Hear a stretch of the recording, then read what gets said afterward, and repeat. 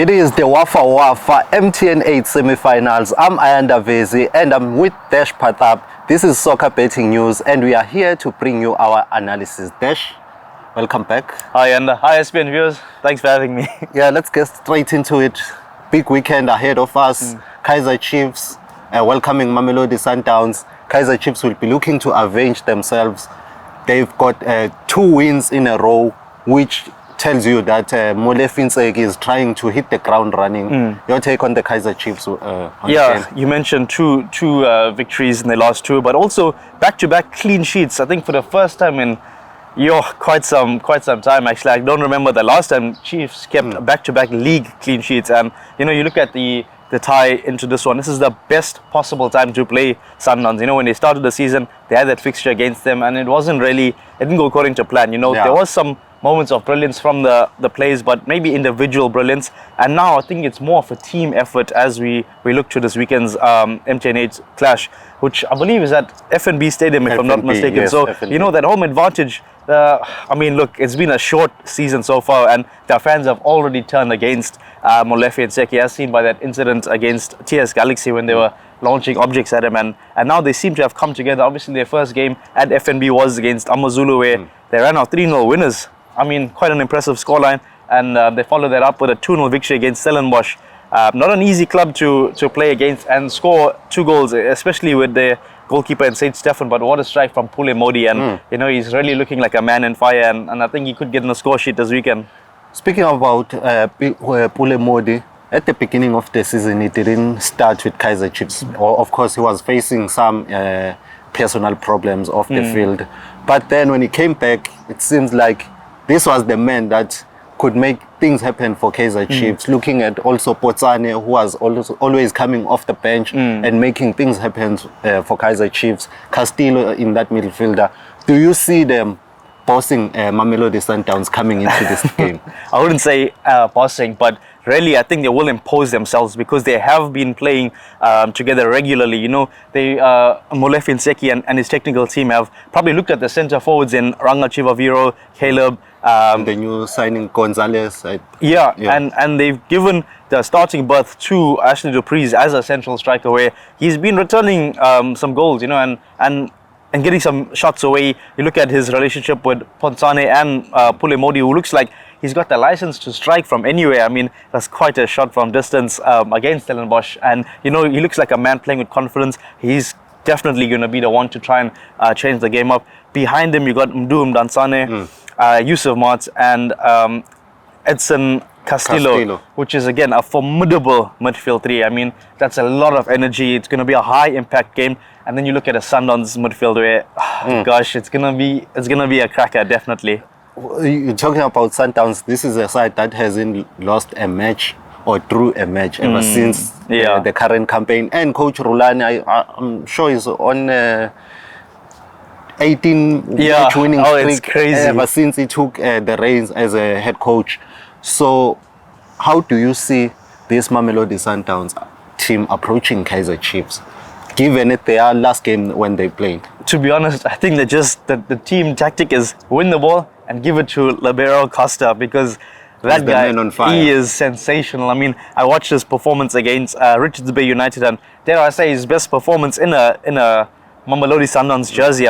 We saw him on penalties. I believe they played Polokwane City yesterday. Yeah, and they ran out 2-0 winners with Costa bagging that brace. And you see, they're just giving him. He's the number one now.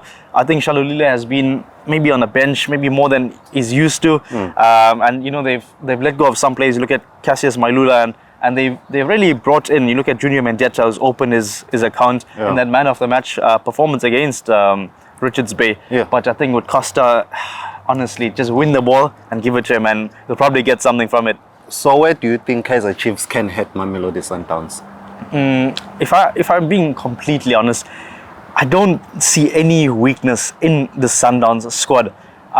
It's just gonna be like they're gonna match each other blow for blow. I think that's literally what it's gonna be. It's gonna be a high impact game. The FNB Stadium, I'm sure it's sold out. It's gonna be packed. The amount of Chief supporters that'll be there, it's gonna be incredible. And Sundowns have had their wayward Chiefs in the past, and I think that stops in this fixture. To be honest, if I had to pick a winner, I'm going to go with Chiefs just because of the home advantage. Oh, okay. For me, there I'm going with a 1-1 draw. I see this game ending with a 1-1 draw. Right, let's move along. In closing, we close the Orlando Pirates. They're traveling to MTN8 Stadium to face the Stellies. Orlando Pirates, when they went there this season, they lost 1-0. They dominated the game, but Stellies got that opportunity and utilized it. But the results have not been coming for Stellies in the recent match.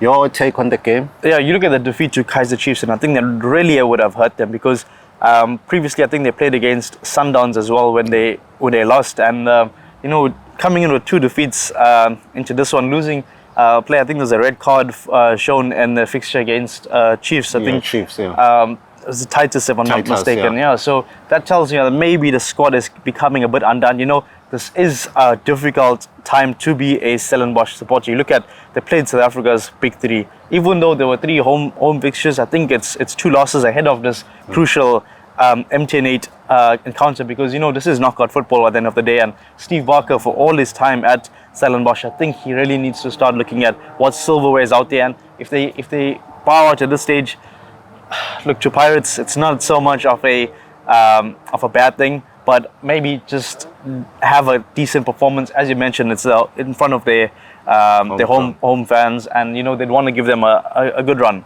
Orlando Pirates, they were shocked by Stellenbosch losing that game, dominating the game.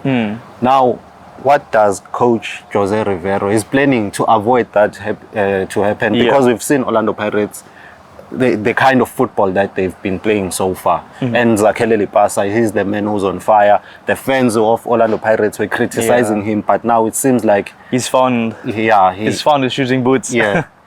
Look, to be honest, I think that Orlando Pirates team right now, I think it just needs to be managed. Like right now, there's so much attacking flair in that. I think like each one of them are capable of taking the ball and running with it. You look at Saleng, who was on fire last season. Zakhele Lapasa. Currently, I think it's 9 goals. Yeah, across competition, 9 goals. 9 goals. I mean, he's probably gonna score this weekend, if I'm being completely honest. And double digits this early in the season. I believe we'll just be entering September. The league only started in August, and the man is going to be on 10 goals across all competitions. That's quite a stat right there. And then you look at the other flank, Ratomo, who is just playing like he's been at PSL for years and years, and like all 3 of them are more than capable of leading the line. You look at plays like Kermit Erasmus can't break into the squad. Lodge, I think he's out injured, but when he comes back, I'm not sure if he's gonna have a starting place, to be honest. So how does Stellies stop the attacking force of Orlando Pirates? I think it's gonna be Mtetua to do it all. I think he's gonna have to set his team out. He is a midfield general in that Stellenbosch team, and I'm actually surprised that no club came calling for him, because his performances, not only for Stellenbosch but also in the Hollywood Bets COSAFA Cup, it was absolutely sensational. As I think he was 3 or 4 games over there, and he just played that CDM role to a T, absolutely perfected it. And if he sets his team up against Pirates, and if he's able to maybe get a draw or something, best case scenario I'm looking at as a draw, because I think for them it's gonna be Pirates' game. But if he can sort of do some moments of brilliance over there, pull off maybe stop a counter attack, or win a tactical foul, dominate some of the plays, I think it could be a good day for him. Your prediction on the game? I'm going to go with a Pirates victory in this one. I'm going 2-0 Pirates.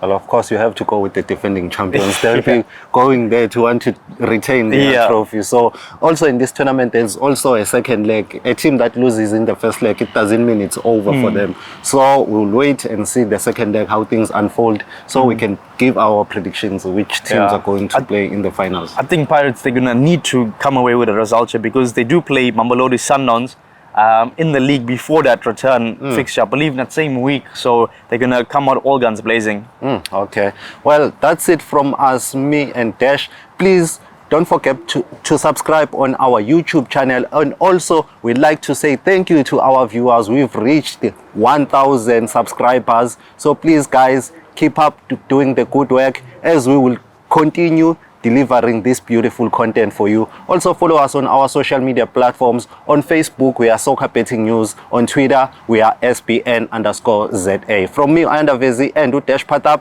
siyayigqobha lezos. Cheers. For more soccer betting tips and previews, get the latest copy of Soccer Betting News for only 10 Rand at your nearest Hollywood Bets branch or news agent.